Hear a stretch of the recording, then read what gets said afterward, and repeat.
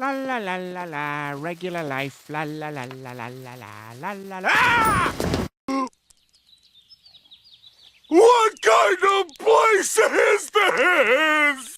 As I'm sure most of you all have noticed, we didn't get a home base status report this week. So for today's video, we're going to be making our own homemade home base status report. So yeah, we're going to make a home base status report for you guys. I can't do it officially for Epic Games because I would put all types of A1 propaganda in there. Speaking of A1 propaganda, don't forget to use creator code A1, but I don't mind making a home base status report for you guys. But before we take a look at everything coming to save the world, there were a couple of things I wanted to go over first. For those who don't know, Horde Rush has returned, and this is going to last until November 3rd. You can also get a lot of cosmetic items from this year's Horde Rush. Also, if you're wondering where to find it, you'll be able to find it in the Buy Epic playlist. And I think we'll try to stream Horde Rush on Twitch later today.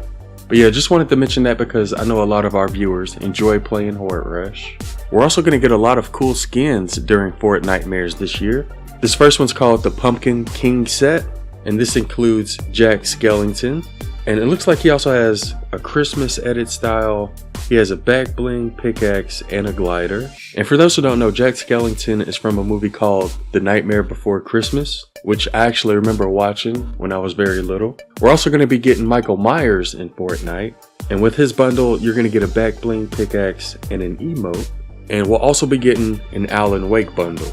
And this comes with Alan Wake, a wrap, pickaxe, and a back bling. And they didn't give us an exact date as to when these bundles will be released, but they will arrive sometime during Fort Nightmares 2023. So you'll most likely see them within the next week or two. And there's also going to be a new Fortnite Transformers pack, which will be available in the item shop on October 20th at 8 p.m. Eastern. And this is going to cost $25 US, and it'll be available until December 6th.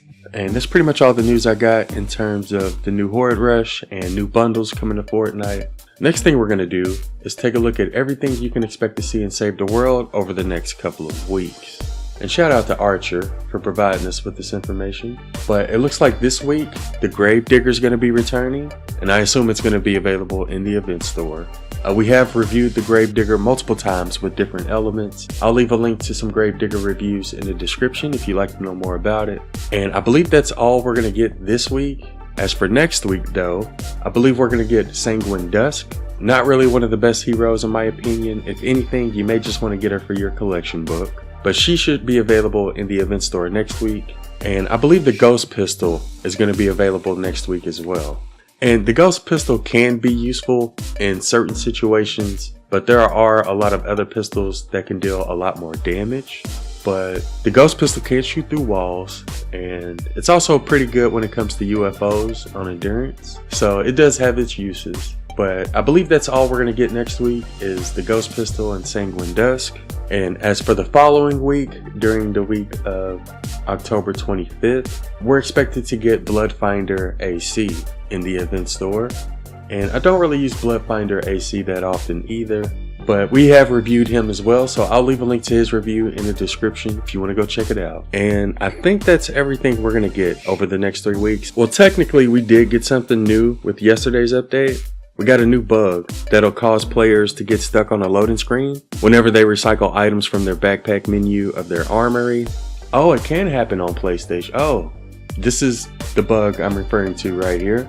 In order to get off of this screen, you actually have to close the app and restart it. Epic Games is aware of this bug though. They sent out this tweet yesterday acknowledging it.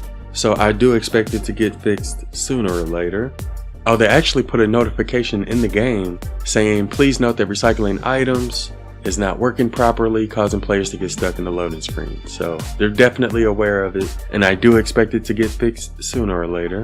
And apparently they did change the Save the World UI with yesterday's update a little bit, or at least I think they did on PC. It looks like they changed the way the open chat button looks.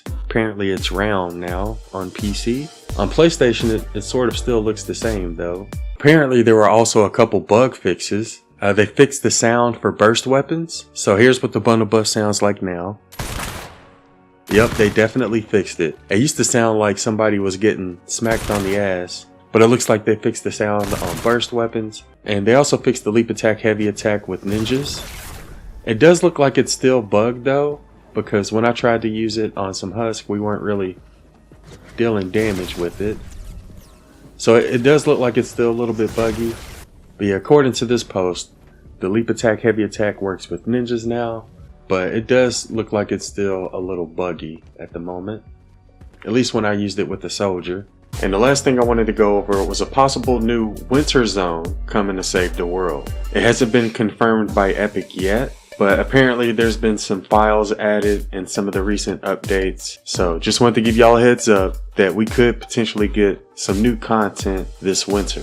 But yeah, that sums up all the information I could find in regards to Save the World. If they do end up coming out with something different, I'll be sure to let you all know. But I feel like there's a good chance this is everything you can expect to see over the next few weeks. But yeah, this isn't the first time we weren't given a home base status report. This has happened a few times before. But this time it actually concerns me a little bit because right now we don't have a community manager to make those home base status reports for us. Hopefully they'll get a replacement eventually. But until then, I'm just going to try my best to give y'all a heads up as to what y'all can expect to see and Save the World. We'll also take a look at some bug fixes and any other changes that were made. But yeah, there's definitely some uncertainty as to whether or not we'll ever see home base status reports again and Save the World. Anyways, before I go, I did want to give a huge shout out to everybody who's been using creator code A1 and just wanted to say thank you for your support. But that sums up everything we're going to go over for this one. I hope y'all have a wonderful day and thanks for watching.